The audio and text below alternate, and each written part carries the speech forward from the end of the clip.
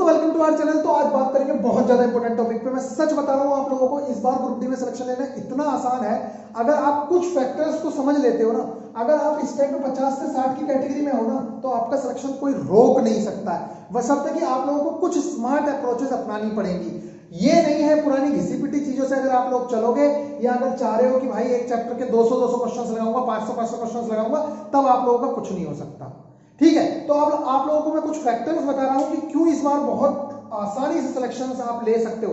Cut off कम जाने की बात नहीं कर रहा हूं मैं, कट ऑफ तो वैसे नॉर्मली रहने वाली है, जैसे पहले कट ऑफ रही थी ना, लगभग इतनी ही कट ऑफ रहेगी। आप ये बस सोचो कि बहुत ज्यादा हाइक मिल जाएगा कट ऑफ में।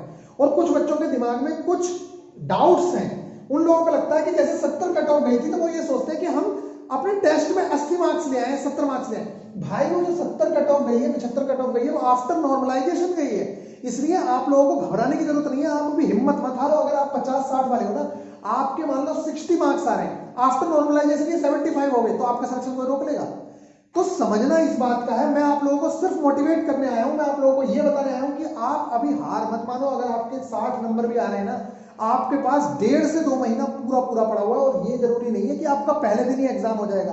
पहले दिन तो एग्जाम नहीं होगा ना, एग्जाम हो सकता है कि आगे हो। और अगर पहले दिन भी होगा तो आपको क्या लग रहा है कि एक दिन है, 45, 50 दिन, 60 दिन पूरे पूरे पड़े हैं। और 60 दिन कोई कम नहीं होते हैं। 60 दिन में तो आप सब कुछ पलट दोगे। इतना सिलेबस ही नहीं है इतना यार, जितना आप लोग टेंशन लेते हो। देखो मैं कुछ फैक्टर्स बता रहा हूं आप लोगों को कि क्यों इस बार सिलेक्शन लेना आसान है। देखो सबसे पहले अगर मैं बात करूं 2018 की, आप लोगों को सबको पता होगा कि वैकेंसीज का जो गैप आता था, मतलब जो वैकेंसीज आती थी वो 3 से 4 साल के गैप में आती थी। पहले आती थी कि हाँ भाई हर साल आती थी, लेकिन इतनी लार्ज क्वांटिटी में वो वैकेंसीज देखने को नहीं मिलती थी। अभी इस बार क्या हुआ कि 64,000 तो आ गई वहां पे 2018 में, फिर 19 में आपके पास वैकेंसी आ गई। अब एक बात सुनना, देखो यहाँ पे बहुत ज्यादा इंपॉर्टेंट मैं बात बताने वाला हूं आप लोगों को, अगर समझ आ गई तो इसी बात से आप लोग सिलेक्शन के लिए अपनी जान लगा सकते हो। देखो 2018 में मैक्सिमम लड़कों के सिलेक्शन हो चुके, जो क्रीम थी वो 2018 में ही सिलेक्शन ले चुकी थी। 2018 का मतलब है 2019 के या 20 में उन लोगों को ज्वाइनिंग बड़े आसानी से मिल गई है, और वो सारे के सारे जा चुके हैं ज्वाइनिंग 2018-19 में। कौन कौन? एएलपी वाले कैंडिडेट भी, जेई वाले कैंडिडेट भी, और उसके साथ साथ टेक्नीशियन वाले कैंडिडेट भी, और ग्रुप डी वाले कैंडिडेट भी। और फॉर्म फिल हुआ आपका 2019 में। तो आप ये मत समझिए कि आपके साथ 2020 का बच्चा, अरे उस टाइम के ही जो बच्चे सेलेक्ट नहीं हो पाए या किसी वजह से उन्होंने फॉर्म नहीं फिल किया था, सिर्फ वो स्टूडेंट ही तो बचे हुए हैं। उन्हीं से तो आप लोग स्टूडेंट्स कह रहे हैं कि भैया पेपर जो है इतना लेट हो गया। आप लोग शुक्रिया अदा करो, सच बात तो यही है। मैं आप लोगों को बता रहा हूं 2018 के बाद 2019 में इतनी बड़ी वैकेंसी आनी नहीं थी। वो आई किसी कारणवश, ये वैकेंसी इसी टाइम की थी। तो आपके लिए तो बहुत ज्यादा बेनिफिशियल हो गया कि आपने 2 साल के स्टूडेंट्स नहीं भर पाए फॉर्म, नहीं तो वो लोग भी फॉर्म फिल करते तो आपका कंपटीशन और ज्यादा डिफिकल्ट हो जाता। अब 2020 और 21 के लड़के और भर देते ना, उसमें बीटेक डिप्लोमा ये सब लोग, ग्रुप डी के फॉर्म भी भरते हैं ये सब लोग, अगर ये भी भरते ना तो इनमें भी कुछ लड़के ऐसे होते हैं जो पहली बार में सिलेक्शन ले लेते हैं, आपको पता ही है। ठीक है, तो अब ग्रुप डी में तो तुम्हें पता है कि बीटेक वाले के लिए खेल ही होता है भाई, इतना आसान है कि बड़े आसानी से ले भी सकता है वो सिलेक्शन। तो आप ये मान के चलिए कि आप बहुत ज्यादा लकी हो, और उन आपके साथ जो कॉम्पिटिटर हैं वो सिर्फ वही वाले कॉम्पिटिटर हैं जो या तो पहले ग्रुप डी में, एएलपी में, जेई में रह गए थे, उनका सिलेक्शन नहीं हुआ था, या किसी भी कारणवश कोई बच्चा ऐसा होगा जो फॉर्म ना भर पाया हो तो उसने फॉर्म फिल कर दिया। अदरवाइज कोई भी न्यू स्टूडेंट आपके साथ नहीं है। अब बात यह है कि जो उस टाइम की क्रीम थी, मतलब जो अच्छे पढ़ने वाले थे, वो 1,20,000 जो जॉब आई थी, लगभग 1,20,000 से ऊपर ही मान के चलो, क्योंकि 60,000 वो थी और 62,000 वो थी एएलपी टेक्नीशियन, और 64,000 आपकी ग्रुप डी थी। तो उस टाइम पे जब इतने सारे स्टूडेंट सिलेक्शन पहले से ले चुके हैं, आपको पता है कि वो लोग सिलेक्शन ले चुके, ठीक है, 1,20,000 वो क्रीम छट गई। इसके अलावा सारे एग्जाम्स में जितने भी वैकेंसीज हो रही हैं, उसके बाद आप लोगों को पता है कितनी वैकेंसीज हुई हैं, कि चाहे 69,000 शिक्षक भर्ती हो, चाहे ग्रुप डी की और भी वैकेंसीज हो, और स्टेट्स में हो। आपको पता है कि ग्रुप डी के बहुत, मतलब किसी भी स्टेट में अगर मैं बात करूं, बहुत अच्छा चांस है आप लिमिटेड स्टूडेंट्स के साथ लड़ने वाले हो। एसएससी जीडी का मैंने बता दिया आप लोगों को, रिजल्ट वगैरह का प्रोसेस चल रहा है। ये 25,000 लड़के भी जो सिलेक्ट होंगे ना, अच्छे खासे होंगे पढ़ने में, ऐसा तो है नहीं पढ़ने में। इनमें से भी कुछ लड़के आपके ग्रुप डी में होते हैं, लेकिन कुछ लड़के ऐसे होंगे जो ग्रुप डी को छोड़ के वहां चले जाएंगे और वहां ज्वाइन करेंगे, या ग्रुप डी का तब तक रिजल्ट ही ना आए, यहां ज्वाइन कर लेंगे। तो एक फैक्टर ये रहा, 1 लाख प्लस पोस्ट है। जब पिछली बार 64,000 में, और उस टाइम का मैं आप लोगों को बता दूं, उस टाइम पे माहौल बहुत ज्यादा अलग था। एसएससी सीजीएल का रिजल्ट नहीं आया हुआ था, सीजीएल वाले लड़के भी ग्रुप डी का फॉर्म डाल के एग्जाम दे रहे थे, मतलब उस टाइम पे बहुत अलग हालात हो रखे थे। लेकिन उसके बाद आप लोगों को पता है कि कैसे हालात है। अब आप कहोगे कि भैया उसके बाद तो बुरे हालात हुए हैं और कोरोना की वजह से, अरे हुए हैं तो एक बात बताओ, आपके पास एस्पायरेंट थोड़ी बढ़ गए, आपने तो 2019 में फॉर्म फिल कर ही दिया था, समझ आ गई ना। इसलिए तो आप लोगों के पास 1 लाख पोस्ट है और अभी मैं बताऊंगा आप लोग किस तरह से अपने मार्क्स इंप्रूव कर सकते हो, ठीक है। एनटीपीसी का इफेक्ट पड़ेगा, मैंने आप लोगों को बता दिया। इसके अलावा इलेक्शन का इफेक्ट पड़ेगा। इलेक्शन का इफेक्ट का मतलब है कि जो भी इलेक्शन स्टेट्स थी उन्होंने जो अभी वैकेंसीज निकाली है वो कोशिश करेंगे कि इलेक्शन से पहले उन्हें कंप्लीट भी करा ले, ठीक है। जैसे अब यूपी में भी सुन रहे हैं कि भाई कुछ शिक्षकों की वैकेंसी आने वाली है, पुलिस की वैकेंसी है, लेखपाल की वैकेंसी है। तो ये जो लड़के हैं ये भी एक तरीके की क्रीम है, इसने भी ग्रुप डी का फॉर्म भरा हुआ है, तो क्रीम तो चली जाएगी, फिर आपके लिए सिलेक्शन लेना और भी आसान हो जाएगा। इसलिए मैं कह रहा हूं कि हार नहीं माननी है। और अब देखो कोविड ने क्या कर दिया, सबको बराबर कर दिया। पहले क्या होता था, कुछ लोग बहुत अच्छी अच्छी कोचिंग्स में पढ़ रहे थे और कुछ लड़के सोचते थे कि हम ऑनलाइन पढ़ के क्या करेंगे। आजकल तो सब लगभग बराबर ही है, सब ऑनलाइन ही इधर उधर पढ़ रहे हैं। बाकी ऑफलाइन में तो बहुत ही कम स्टूडेंट्स हैं, और ऑफलाइन में भी आपके समझ रहे हो कि बहुत अच्छा कंटेंट मिल रहा है।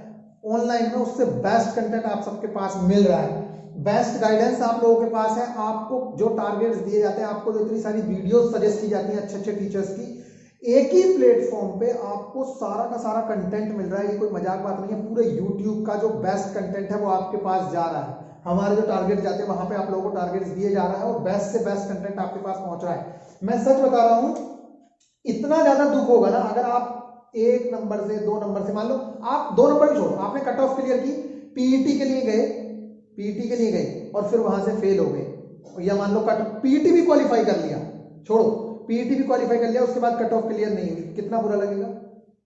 इसलिए मैं आप लोगों से कह रहा हूं कि अभी आपके पास बहुत अच्छा टाइम है और हार मानने की जरूरत नहीं है। देख लो, मैं आज बता रहा हूं, जो लड़का नया है इस वीडियो को देख रहा है, कोई भी न्यू स्टूडेंट जो इस वीडियो को देख रहा है, अगर वो प्लेलिस्ट देख लेता है 18 वीडियोस की, जो 18 वीडियोस की प्लेलिस्ट है, मैं 100% लिख के देता हूं कि नए स्टूडेंट की बात कर रहा हूं, मैं पुराने बच्चे की बात नहीं कर रहा हूं। पुराने बच्चे ने वो टिप्स एंड ट्रिक्स अपना ली है, उसके मार्क्स एक बार बढ़ गए, क्योंकि मार्क्स जो है प्लेलिस्ट से एक ही बार हाइक दिखता है, उसके बाद आपकी मेहनत के रेशियो में हाइक दिखता है। क्योंकि प्लेलिस्ट क्या कर रही है, वो ग्रुप डी डेडिकेटेड प्लेलिस्ट बना रखी है हमने।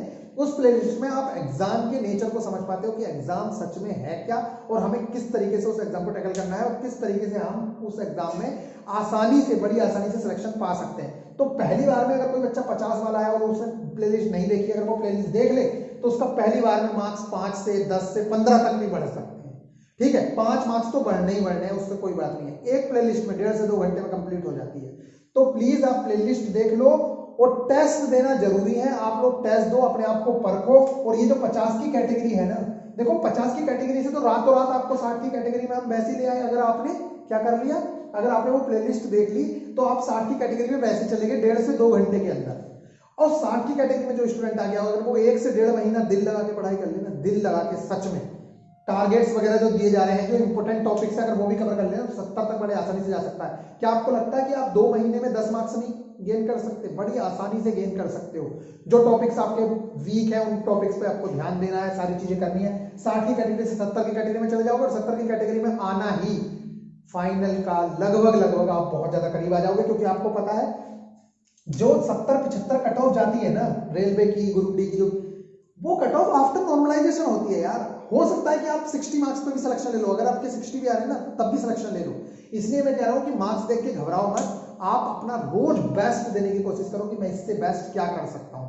अगर आप डेली इस तरह से मेहनत करते हैं, डेली सब कुछ करते हैं, तो मैंने आप लोगों को बता दिया है कि सिलेक्शन लेना बहुत ज्यादा डिफिकल्ट नहीं है।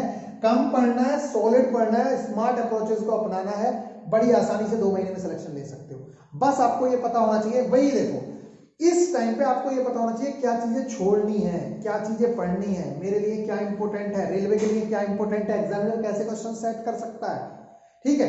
इन चीजों को आपको देखना है, जो गाइडेंस प्रोग्राम का मकसद है, जो फ्री गाइडेंस प्रोग्राम के अंडर में आप लोगों को सारी चीजें बताई जाती हैं। तो प्लीज मैं तो आप लोगों से यही कहूंगा कि अगर आप चाहते हो सिलेक्शन लेना तो हार मत मानो। हार मानने से कुछ होने वाला नहीं है। आपके माँ बाप सब लोग आपसे आस लगाए बैठे हैं कि भाई हमारा बेटा सिलेक्शन लेगा, पिछली बार रह गया था, इस बार सिलेक्शन लेगा, ठीक है। और आप क्या कर रहे हो, आपको खुद पता है कि आप पूरे दिन क्या करते हो, समझ आ गई ना। तो बस उन चीजों को छोड़ दो और इस टाइम पे 2 महीने यहाँ दे दो, सिलेक्शन किसी का बाप रोक नहीं सकता है। चलो फिर मिलेंगे नेक्स्ट वीडियो में, तब तक के लिए बाय, टेक केयर। जिन लोगों के पास टेस्ट सीरीज वगैरह नहीं है, आप परचेज करना चाहो तो कर सकते हो। आपके पास बेस्ट कंटेंट होना ही चाहिए जिससे कि आप ये देखें कि यार मेरे मार्क्स में इंप्रूवमेंट हो रहा है कि नहीं हो रहा है। और वो तभी पॉसिबल है जब आपके पास सिलेबस हार्ड कॉपी में आपके टेबल के सामने लगा हो और एक पेज उसका टेबल पे पड़ा हो, तो आपको पता हो कि भाई ये वाला सिलेबस मेरा कंप्लीट हो गया, ये भी मेरा कंप्लीट हो गया, तभी आपको कॉन्फिडेंस आएगा कि यार मैंने इतनी चीजें कंप्लीट कर ली है। मैं बता रहा हूँ दूसरी वैकेंसीज का, जितनी भी वैकेंसीज निकलती हैं उनका आपकी वैकेंसी पे इफेक्ट पड़ता है, भले ही मानो या मत मानो। ठीक है, ये आंकड़े हैं जो लगा के आदमी अपना सिलेक्शन बड़ी आसानी से पा सकता है कि हाँ यार मेरी भी मतलब हिम्मत नहीं हारनी है बस। अगर इस टाइम पे हिम्मत हारोगे तो बहुत गलत बात है यार। लास्ट टाइम है, 2-2.5 महीने की बात है, आप मेहनत करके तो देखो एक बार, कोई रोकने वाला है नहीं। आपके पास क्या है, अच्छा आपको लग रहा है कि मेरा सिलेक्शन नहीं होगा, आपको लग रहा होगा ऐसा कि मेरा सिलेक्शन नहीं होगा, मेहनत तो करो, अगर हो गया तो कितनी अच्छी बात है ना। बीच में रहने से कोई फायदा नहीं है। मैं तो कह रहा हूँ या तो छोड़ दो, अगर आपको लग रहा है ना कि भाई मेरा सिलेक्शन नहीं होगा तो छोड़ो, फिर पेपर देने ही मत जाना, और अगर पेपर देने का मन है तो फिर अच्छे से पेपर दो। चलो फिर मिलते हैं नेक्स्ट वीडियो।